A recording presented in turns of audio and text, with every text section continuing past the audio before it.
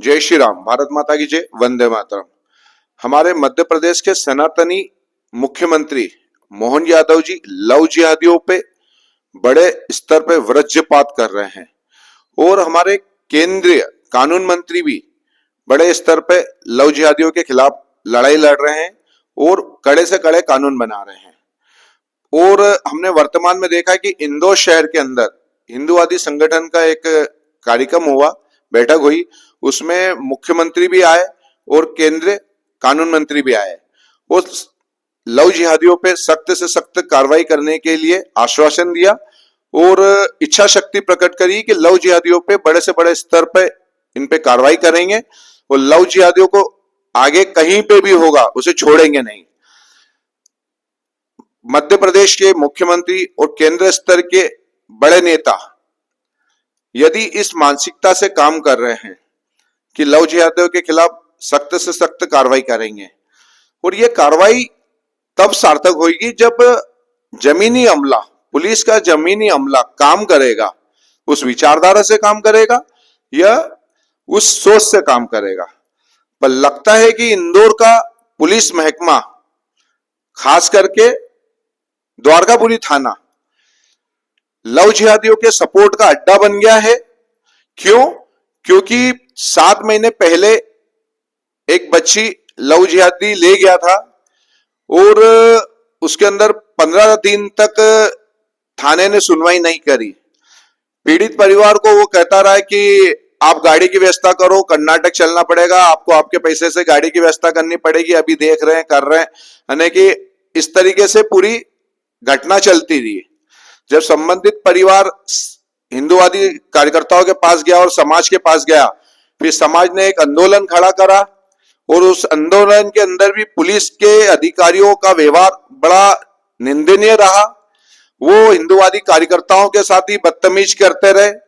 वहां स्पॉट पे जब पीड़ित परिवार थे और वहां आंदोलन की कार्रवाई चल रही थी, उसी में 3 मुस्लिम लड़के वीडियो बना रहे थे पीड़ित परिवार का। वो जब जनता ने उसे पकड़ा और भगाया तो पुलिस अधिकारी कहते हैं कि अब इनके खिलाफ जो आपने मारा ढोकी करी है मुसलमानों के खिलाफ, जो वीडियो बना रहे थे उन्हें बनान देते, आपके जो सनातनी कार्यकर्ता उनके खिलाफ भी हम कार्रवाई करेंगे। इसी उनकी सोच थी उस समय पे। और जो सनातनी संगठन के कार्यकर्ता, उनके साथ में बड़े से बड़े अधिकारियों ने वहां पे बदतमीजी करी। इस तरीके की घटना हुई। जब समाज ने अपना रूप दिखाया द्वारकापुरी थाने को, तो फिर उन्होंने 2 दिन के बाद में उस लड़की को लाके दे दिया परिवार को कि साहब ये लो। और ये घटना हुई। फिर उसके बाद में लड़की को घर ले भेज दिया गया। ये सब समाज को पता थी और सभी मीडिया वगैरह में जानकारी थी। पर इसके पीछे का पहलू वो भी आपको और मुझे जानना पड़ेगा, क्योंकि बड़ा गंभीर विषय है।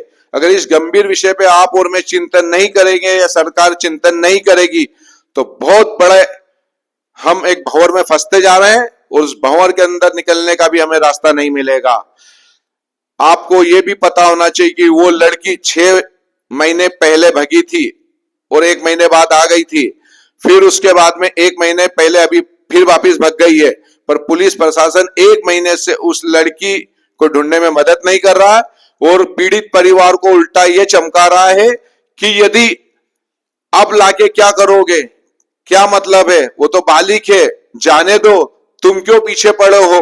कि इस तरीके से पीड़ित परिवार को परेशान किया जा रहा। पीड़ित परिवार 181 पे अगर कंप्लेंट करता है तो टीआई साहब कहते हैं अच्छा हम कार्रवाई करेंगे, पहला कटवाओ तो कार्रवाई करेंगे, नहीं तो नहीं करेंगे। फिर पीड़ित परिवार डर के मारे वो कंप्लेंट कटवा देता है, क्योंकि कंप्लेंट कटाऊंगा तो टीआई साहब मदद करेंगे, नहीं तो नहीं करेंगे। इस तरीके की जमीनी स्तर पे काम चल रहा है। और बाद में वो बच्ची ने हमें और उसके परिवार को भी कुछ चीजें बताई है, वो आपको उसके परिवार के द्वारा ही सुनाई जाएगी, बताई जाएगी कि बच्ची जब घर आई और 3-4 महीने रही तो परिवार के साथ में रही, घुल मिली, तो उसने क्या बताया ये आपको उनके परिवार के सदस्य ही बताएंगे। बालिका ने आपको क्या बताया था? बालिका ने बताया कि बॉम्बे से पुलिस वालों ने 50,000 रुपये लिए और 50,000 रुपये उसके भाई से मंगवाए वो लड़के ने। फिर इनको 50,000 रुपये दिए। फिर लड़का और लड़की को दोनों को द्वार थाने लेके आए। अब लड़के को क्या मालूम कौन से थाने में उतार दिया उन्होंने। लड़के को हमको बताया नहीं कि लड़का आया है। बाकी लड़की ने बताया कि लड़का भी आया था और उसको दूसरे थाने में उतार दिया और सुबह गायब कर दिया इन लोगों ने, पुलिस वालों ने। पैसे दिए किसने बताया आपको? पैसे लड़की ने ही बताया कि पुलिस वालों ने पैसे लिए 50,000 रुपये लड़के से, उसके भाई से बुलवाए कहीं से। अच्छा, अभी और थाने गए थे तो क्या हुआ? थाने गए थे तो मेरी सीएम हेल्पलाइन बंद करवाई टीआई ने और बोले 18 तारीख को अपन चलेंगे लड़की को लेने। और कल फिर गया तो बोले मैं जिसके पास तुम्हारा केस है उससे मैं बात करूंगा, फिर चलेंगे। और वो जिसके पास केस है वो बोले लड़की को क्या करोगे लाके, आजकल तो कोर्ट में हिंदू मुस्लिम का कोई ऐसा नहीं है, उसको अब लाने से कोई मतलब नहीं है। सोचो कि 50,000 रुपए जो टीम बंबई उस लड़की को लेने गई थी उसने ले लिए। फिर लड़की और लड़के को इंदौर पुलिस लेके आई। लड़की को पुलिस ने साबित नहीं कि पेश कर दिया, लड़के को पेश नहीं करा।